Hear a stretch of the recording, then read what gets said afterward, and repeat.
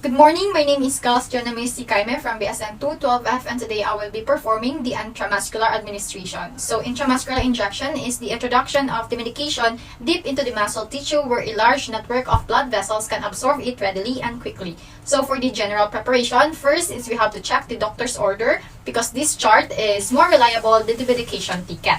And then we have to check the medication administration record or the MAR to make sure that the correct medication is being prepared. So now I'm going to check the doctor's order. Okay, and the MAR. So in the MAR, we can be able to get the identification of our patient and also the name of the drug and the dosage, the route, and also the time to be given to the medication to the patient. And then next is we are going to follow the 3 checks for administering the medication. First is when it is taken from the medication cart. Then next is before withdrawing the medication and after withdrawing the medication. Because this will this is to ensure that we are giving the right medication with the right dose to the right client and to also make sure that we are administering it to the right route. Okay, so the dosage, the route, time, and the drug. So before I got my ampule, I had already checked it before I prepare it here in the table. And then the last thing we are going to do is to organize the equipment to save time and also energy. So these are the materials needed.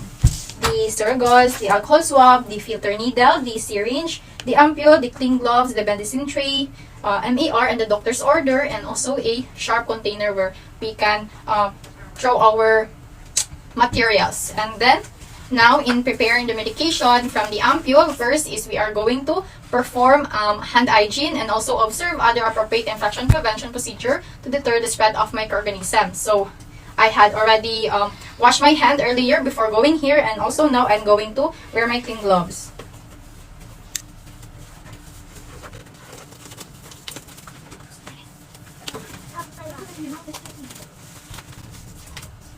So now prepare the medication of the ampule for drug withdrawal. So this is my ampule. So first is we are going to flick the upper stem of the ampule several times with our fingernail to bring all the medication down to the main portion of the ampule.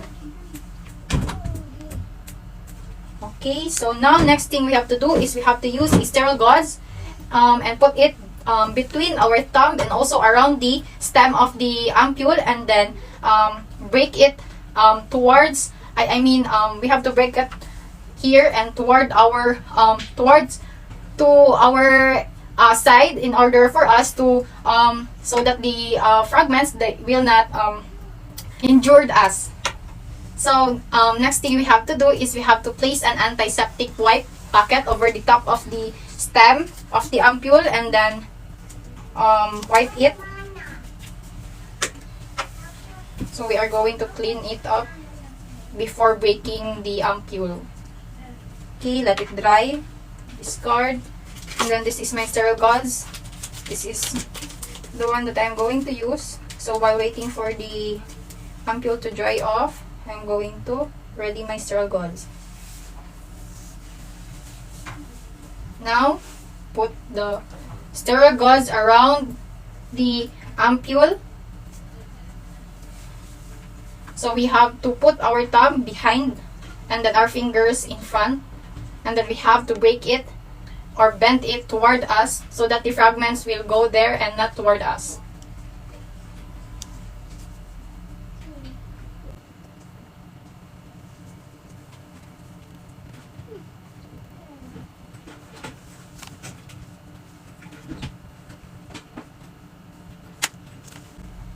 And then we have to dispose the top of the ampule in the sharps container to prevent any accidental injury. Then put it. And then in withdrawing the medication, we have to place the ampule on a flat surface and then attach the filter needle because the filter needle will prevent any glass particles from being withdrawn with the medication. Okay, here is our filter needle.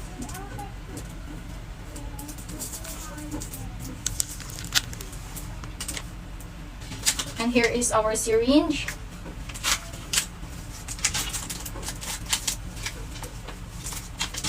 We have to peel off like it's a banana. So make sure that we are touching this area only.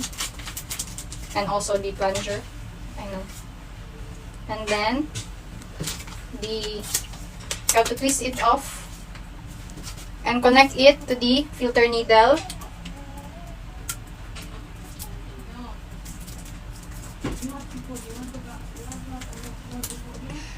And then after, we have to remove the cup from the filter needle and insert the needle into the center of the ampule. We have to make sure that it will not touch the rim of the ampule with the needle tip or shaft, because this will keep the needle sterile.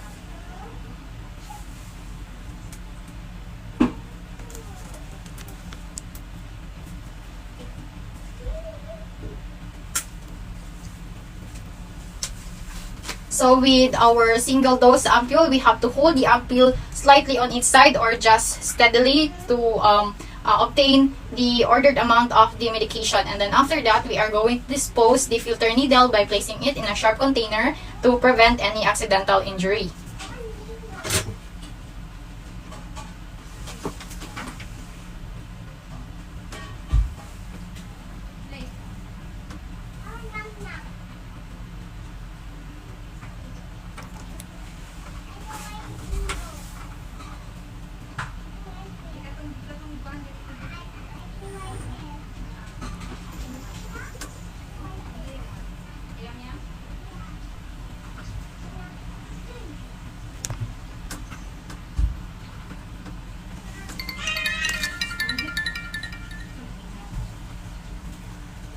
And then if we are going to do the injection, or we'll be injecting a patient, we have to replace the filter needle with a regular needle.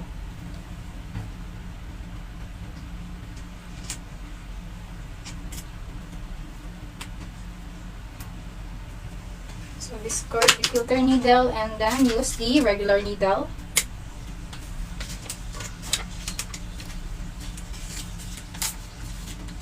And then place it in the medicine tray and discard all the materials that we have used. Then we have to remove our gloves and perform hand hygiene.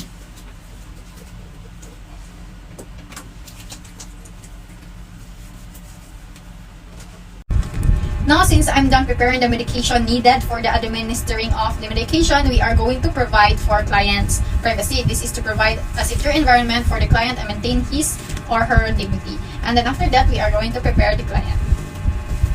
Okay, so I am now going to screen the patient. And then, since the patient is in sitting position, she is now ready for administration. And now, prior to performing the procedure, we have to introduce ourselves and verify the client's identity using the agency protocol. This is to ensure that the right client receives the right medication. So, now, hi, good morning, ma'am. My name is Intramascular, your student nurse for today. May I see your wristband, ma'am? Can you state your complete name? Rose Grace Ordana. And your birthday, please? October 1, 2001. Okay, thank you. So now we have to assist the client to a supine, lateral, probe, or sitting position depending on the chosen site. And I had chose the deltoid site, so the patient is in a sitting position because appropriate positioning promotes relaxation of the target muscle. And we have to obtain assistance in holding a cooperative client because this will prevent any injury of sudden movements after the needle insertion. And since our patient is cooperative, then we are not going to request for any assistance. And then next thing we're going to do is we have to explain the purpose of the medication and how it helps using language that the client can understand. And it should include the relevant information about the effects of the medication, because any information of the medication can facilitate acceptance of the adherence to the therapy. Hi, ma'am. So today, ma'am, I'm going to do the intramuscular administration, which I will inject the syringe, ma'am, in this part of your shoulder. And this medication, ma'am, is called tetanus toxoid, which it will prevent you from having any tetanus. And expect, ma'am, that after I administer this medication to you, you will observe any redness in the injected site, ma'am. And also, if you will touch it, ma'am, it will feel warm, and also there will be some inflammation in the injected site. Okay, ma'am? Okay, so now we have to select, locate, and cleanse the site. In selecting the site, we have to ensure that it is free of skin lesion, tenderness, swelling, hardness, or localized inflammation, and one that has not been used frequently. And if there is some injections, if injections are to be frequent, we have to alternate the sites and avoid using the same site twice in a row because this reduces the discomfort of intramuscular injection. Now, we have to locate the exact site for the injection. So, now since I have chosen the deltoid site, I am going to choose this site to inject the syringe to the patient, and then we have to apply gloves to protect our hands from any infections and contamination, and then also for safety.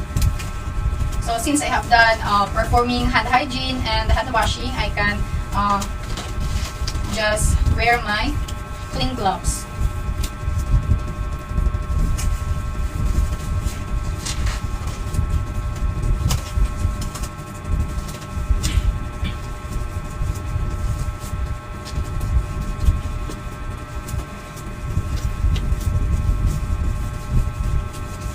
So now, ma'am, allow me to roll up your sleeves. So since this is the site that we have chosen and there is no presence of lesion, swelling, or any inflammation, we can safely administer our medication in the deltoid. And then before we administer, we have to cleanse the site with an antiseptic swab using a circular excuse me. Using a circular motion, start from the center and then move outward about 5 cm or 2 inch because this will prevent any entry of bacteria into the injection site. Excuse me. So this is my alcohol swab. So from the center, okay, so from the center to the outward about 5 cm or 2 inch in a circular motion. Then after this, we have to discard. And then next is we are going to transfer and hold the swab between the third and fourth fingers of our non-dominant hand in readiness for needle withdrawal, or position the swab of the client's swab on the client's skin above the intended site. This reduces the stinging sensation from the antiseptic upon injection. So now this is the third.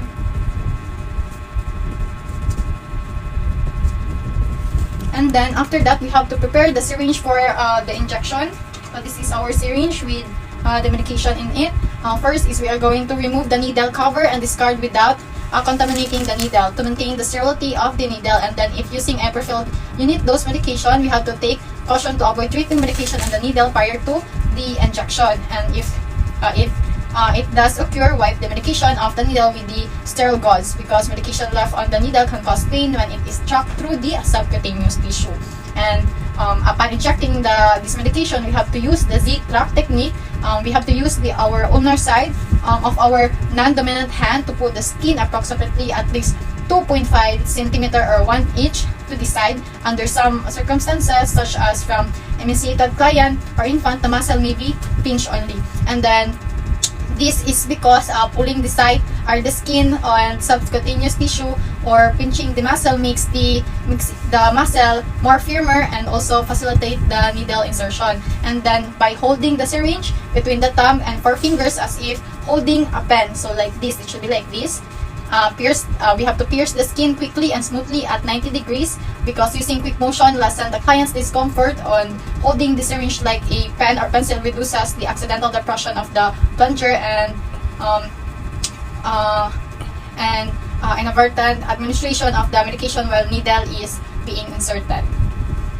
So we have to do the Z-track.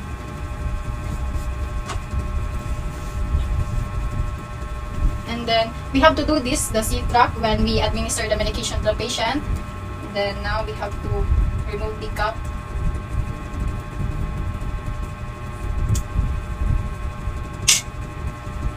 And then after that, we have to hold the barrel of the syringe steady with our non-dominant hand after injecting it.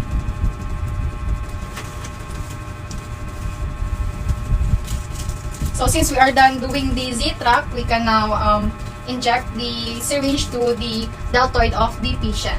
So hold it like a pen, like you are holding a pen, and then insert it, inject it to the patient.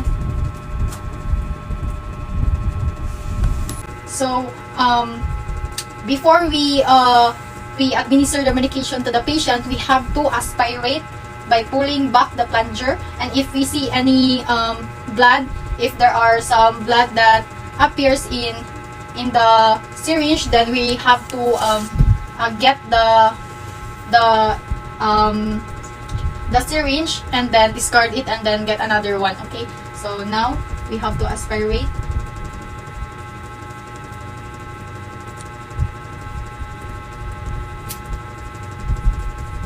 So since there is no presence of blood, we can slowly administer the medication to the patient.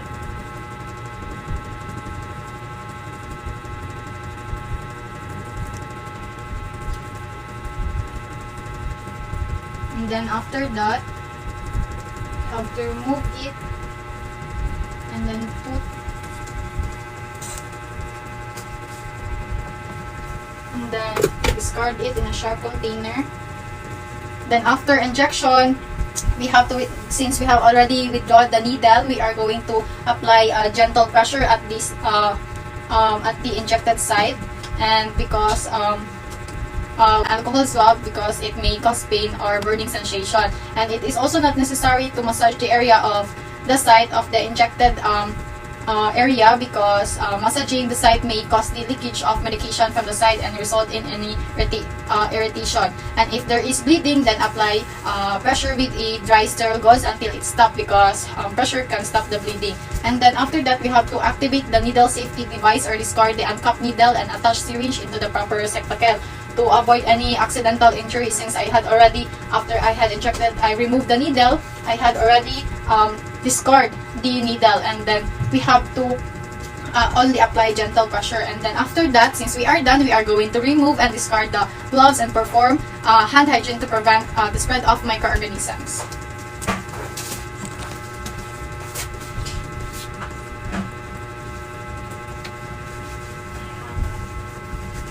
So we have to document all the relevant information, the time of the administration, the drug name, the dose, route, and client's reaction in the during the administration of the medication. So drug name is Taganostoxoid.